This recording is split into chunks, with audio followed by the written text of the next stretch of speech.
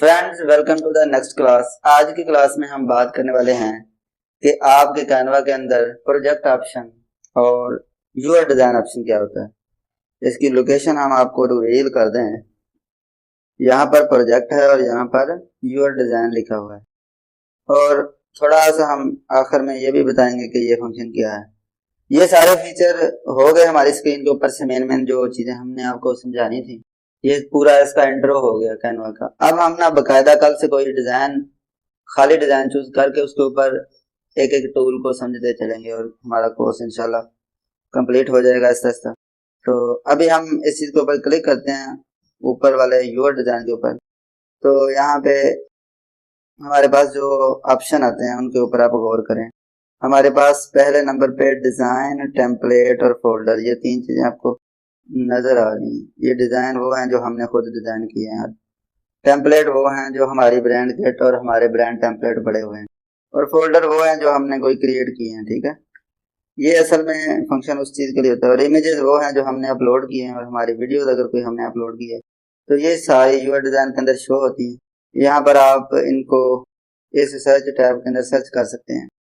आप उसका नाम अगर आपको याद है किसी चीज का, आप वो भी सर्च कर सकते हैं। आप उसको कैटेगरी वाइज भी सर्च कर सकते हैं कि वो क्या चीज थी, शीट थी, वीडियो थी।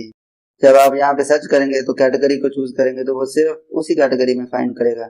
ये फीचर जैसे इसलिए दिया गया है कि आपके पास बहुत सारे डिजाइन आप कर चुके हैं। आपने किसी खास क्लाइंट का कोई खास डिजाइन आपको याद आ रहा है कि यार वो दोबारा से मुझे चाहिए, तो यहाँ से आप सर्च करेंगे तो वो आपको मिल जाएगा। आप किसी भी वीडियो के फॉर्मेट में जा सकते हैं, यहाँ से टेम्पलेट कुछ भी आप यहाँ से चूज करें और आप सर्च कर सकते हैं। ठीक है, अच्छा, इससे हम बाहर आते हैं। अब हम बात करते हैं कि यहाँ पे प्रोजेक्ट ऑप्शन क्या है। जब हमने नीचे प्रोजेक्ट ऑप्शन के ऊपर क्लिक किया तो यहाँ पर भी वो सारी चीजें आ गई हैं, लेकिन थोड़ा सा और डिजाइन में आई हैं। यहाँ पे हमारे ये अपलोड पड़े हैं, हमारे टेम्पलेट पड़े हैं फोल्डर के अंदर, और हमारे ये वाले सारे डिजाइन पड़े हैं। ठीक है, नीचे जाएं तो ब्रांड टेम्पलेट, सारी वही इमेजेस और ये वही वीडियो है। तो यहाँ पे आपको चीज ढूंढने के लिए यहाँ पे फिल्टर मिलता है, यानी आप यहाँ से डेट के हिसाब से कोई भी चीज तलाश कर सकते हैं, कैटेगरी के हिसाब से, ओनर के हिसाब से, फोल्डर में, डिजाइन में, ब्रांड टेम्पलेट में। यहाँ पे आप सारा इस 3 लाइन के ऊपर से फिल्टर एडजस्ट कर सकते हैं। तो ये सारे फंक्शन भी वही चीज है, थोड़ा सा तरीकाकार मुख्तलिफ। इसमें एक ऑप्शन ऊपर सर्च आ रहा है, इसके ऊपर हम क्लिक करते हैं। यहाँ पर जो भी चीज आप सर्च करेंगे वो आपके पूरे कंटेंट में से सर्च होगी।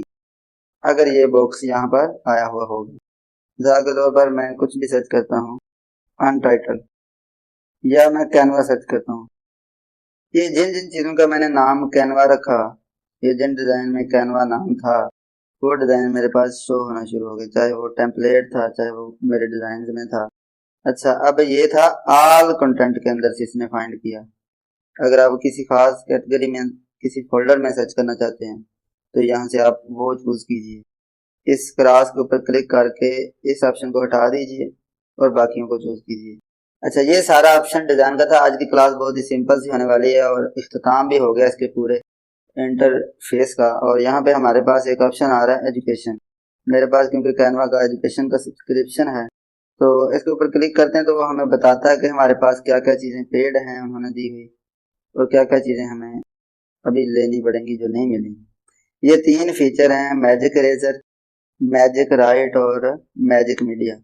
ये 3 फीचर हैं जो हमारे पास, हमारे लिए भी अभी प्रो है। और इसके अलावा ये नीचे वो चीजें हैं, see what's you have unlocked.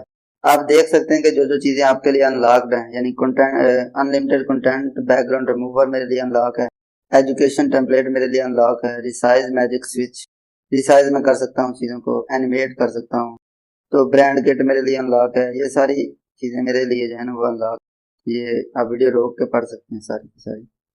तो दोस्तों, आज मेरे हिसाब से इंटरफेस इसका मुकम्मल मैंने समझा दिया है।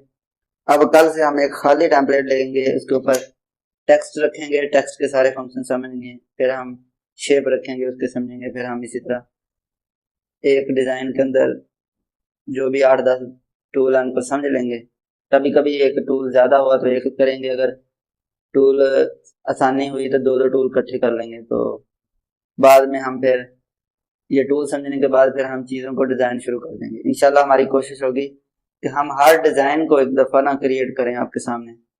इससे आपको ये भी पता चल जाएगा कि इस कैनवा के अंदर कितनी किस्म का मटेरियल पड़ा है, एलिमेंट्स कितनी किस्म के पड़े हैं, और इससे ये भी आपको पता चलेगा कि इसके ऊपर क्या क्या आप बना सकते हैं, कि ये छोटी चीज़ नहीं है। ये इसमें अभी जो है फीचर आया ना ऐप्स का, कैनवा ऐप्स, उसने तो कमाल ही कर दिया। जो काम मैं सुनता ना कि फोटोशॉप में भी कुछ कम हो सकता है, क्योंकि फोटोशॉप अगर आपके पास रैम थोड़ी कम है तो फोटोशॉप आपका 3D टेक्स्ट क्रिएट करता है तो वो अच्छा नहीं करता, इतना मज़ा नहीं आता।